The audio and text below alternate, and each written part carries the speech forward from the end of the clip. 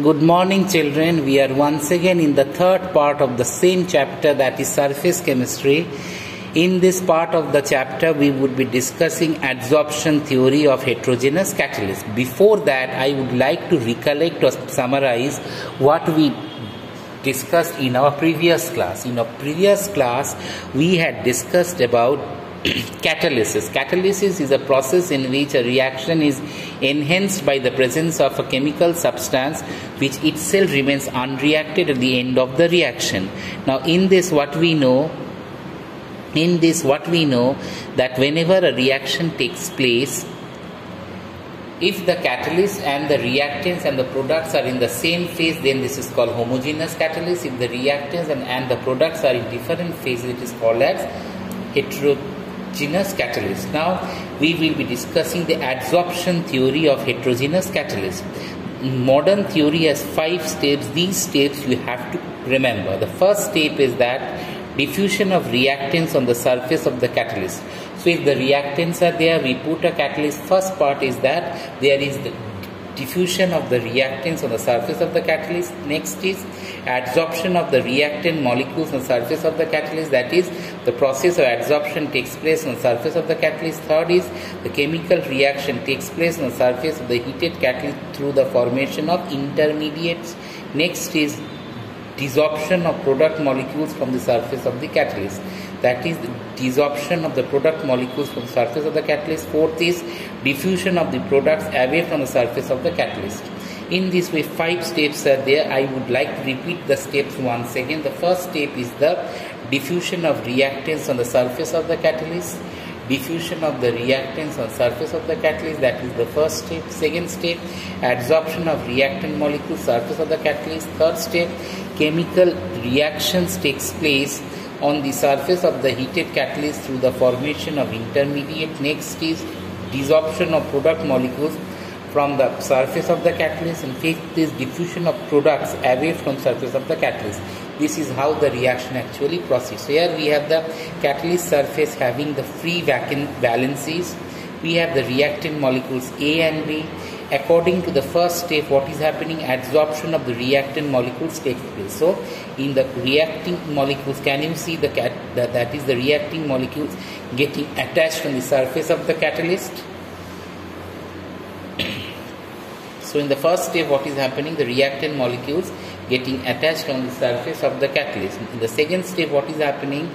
There is the reoccurrence. Second step, there is the reoccurrence or occurrence of chemical reaction forming an intermediate. So A and B just react and they form the intermediate A and B. After that, in next step, what is happening? Desorption of the product molecules takes place. Here we see that desorption of the product molecule takes place. We get the product A and B, and we get this catalyst. We get this catalyst back. So A and B separate out from the catalyst. So if I actually have to discuss the methods in which the catalyst process takes place, it actually takes place by this specific process. First of all, what is happening? We have the catalyst. The catalyst is reacting with the molecules A and B. It is getting adsorbed on the reacting molecules, forming this. A and B get separately attached to the surface of the catalyst. Then A and B forms the intermediate. Now, after the intermediate is formed, it gets dissociated from the catalyst. A and B comes out. In this way, the product is obtained. So here it is in nutshell the total formation of catalyst. The first step is the absorption of reactants on surface. Second step forms the intermediate, and third step is the separation of the product from that of the catalyst. This is how the whole reaction takes place in catalysis. Okay?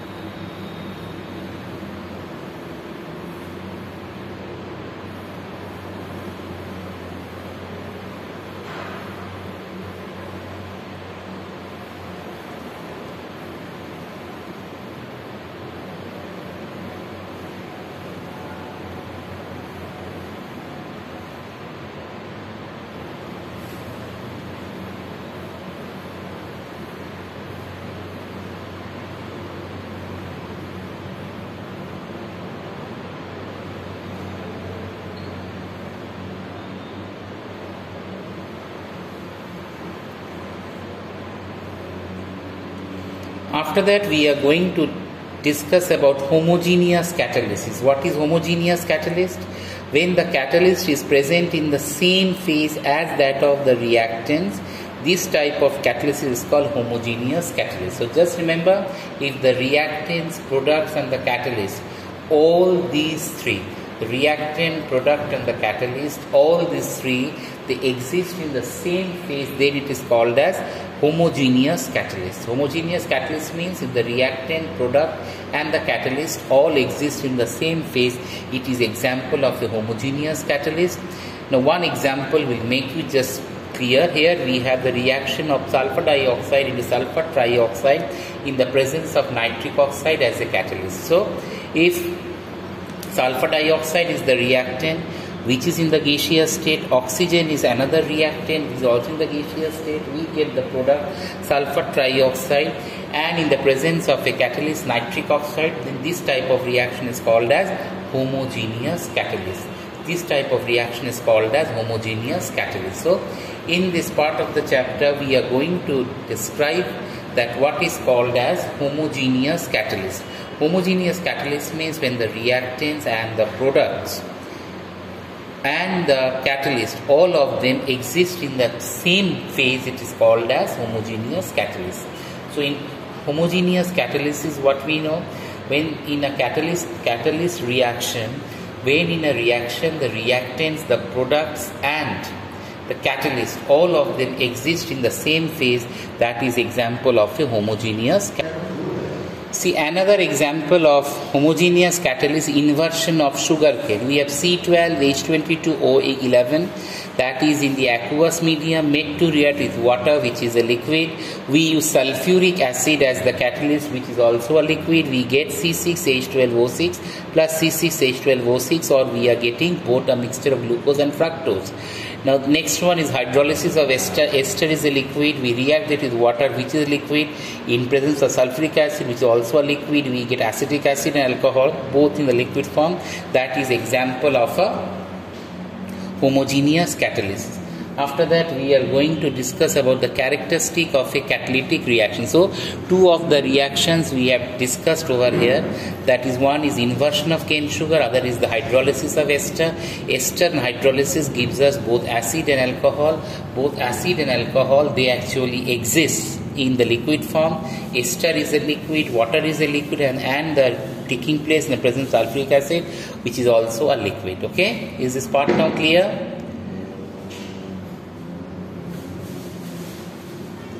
After that we are going to discuss the characteristic of a catalytic reaction.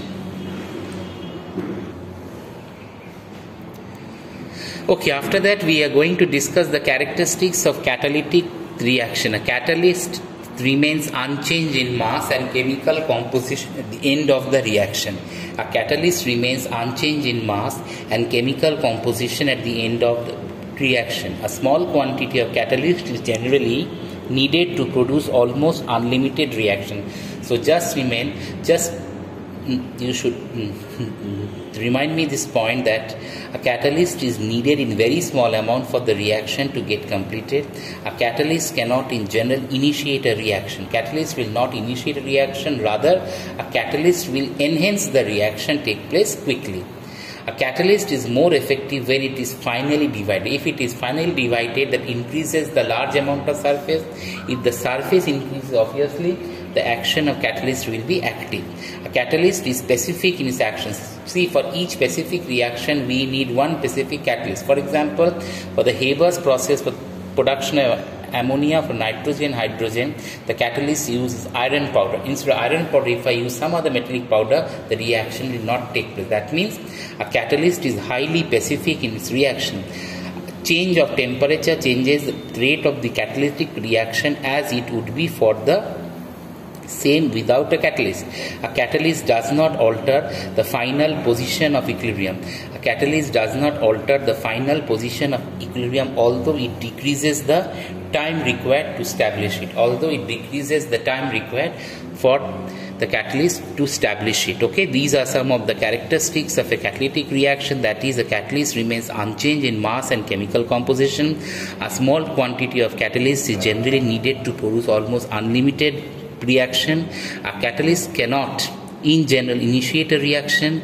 Catalyst is much more effective when it is finally divided. A catalyst is specific in its action, and the next thing is change of temperature changes the rate of a catalytic reaction as it would do for the same reaction without a catalyst. A catalyst does not alter the final position of the equilibrium. See, equilibrium is reached at its own position, but the time needed for the equilibrium to reach would be decreased. That is the benefit of a catalytic type of reaction. Okay. Now the next part, the important features of a solid catalyst. Important features of a solid catalyst. Activity of a catalyst. The activity of a catalyst is to increase the rate of the reaction, and that is called activity of the catalyst. So the ability of a catalyst to increase the rate of a reaction is called activity of the catalyst. For example, a mixture of hydrogen oxygen does not react at all under normal condition. However, in the presence of platinum as a catalyst, they react with a explosive violence. So if I have hydrogen react with the oxygen, in presence of platinum catalyst we get water. So what is happening here? We are discussing the activity of a catalyst. What is the activity of a catalyst? The activity of a catalyst is that a catalyst will actually become activated in presence or the reaction becomes activated in the presence of platinum. That is called the activity of a catalyst.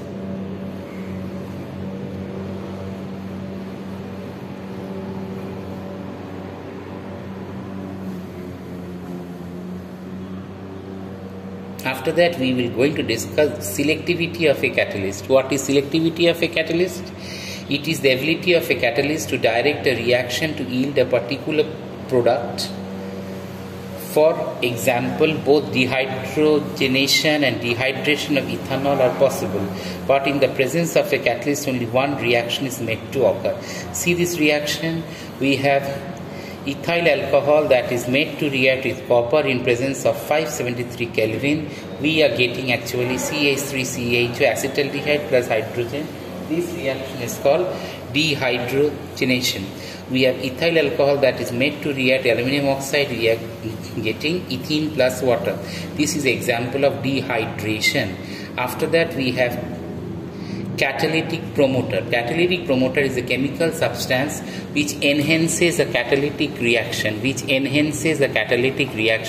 That is called as catalyst promoter.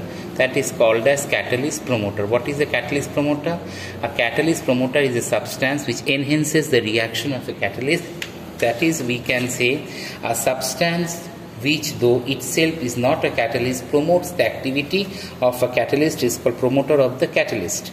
In fact, a promoter is a catalyst for a catalyst. So just remember, a promoter is a chemical substance which enhances the activity of a catalyst. For example, molybdenum acts as a promoter for iron catalyst in the manufacture ammonia by the Haber's process. We have nitrogen, hydrogen that reacts in presence of iron, molybdenum, we are getting ammonia. So this is actually example of a catalyst promoter. Okay, this is another example of a catalyst promoter. Now we have next one is so a catalyst promoter is itself a catalyst for a catalyst. After we have shape selective catalyst. Okay, shape selective catalysis. What is called shape selective catalysis? That is the catalyst reaction which depends upon the pore structure of the catalyst, and the size of the reactant and the product molecules is known as the shape selective catalyst. Now, zeolites exhibit the shape selective catalyst because of their honeycomb like structure. So in this case we have zeolites, or that is called the shape selective catalyst. Zeolites are microporous aluminum silicates having the general formula mx by n, and this is the structure. N is the charge on the metal ion, M is the charge on the metal ion. Now they have the honeycomb like structure. Before being used, they are heated in vacuum so that water of the hydration is lost. As a result, they become porous. The pore size ranges from 260 to 740 picometer. The catalyst reaction taking place in zeolite depends upon the size and shape of the reactant and the product molecules, as well as the pores and activities of zeolite. That is why zeolites are called as shape selective catalysts. Zeolites have found usage as a catalyst in petrochemical industries for cracking of hydrocarbon and isomerization.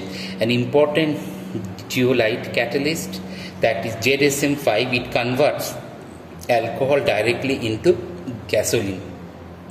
That is called the shape selective catalyst. In a shape selective catalyst, the shape of a catalyst, that is the ports by which the reactant get attached, that is more important for the catalyst reaction to take place. So the catalyst reaction depends upon the port size or the size of the shape of the catalyst. That is called as the shape selective catalyst. Zeolites or the shape selective catalyst have these type of special features.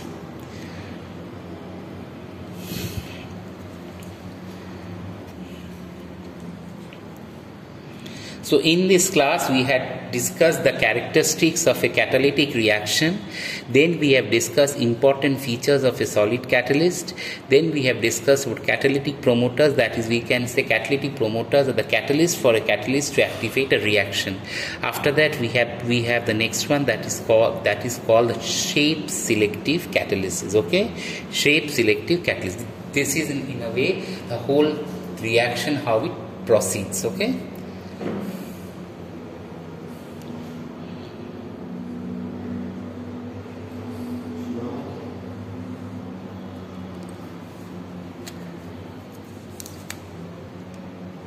Okay, that was all for the day. Thank you.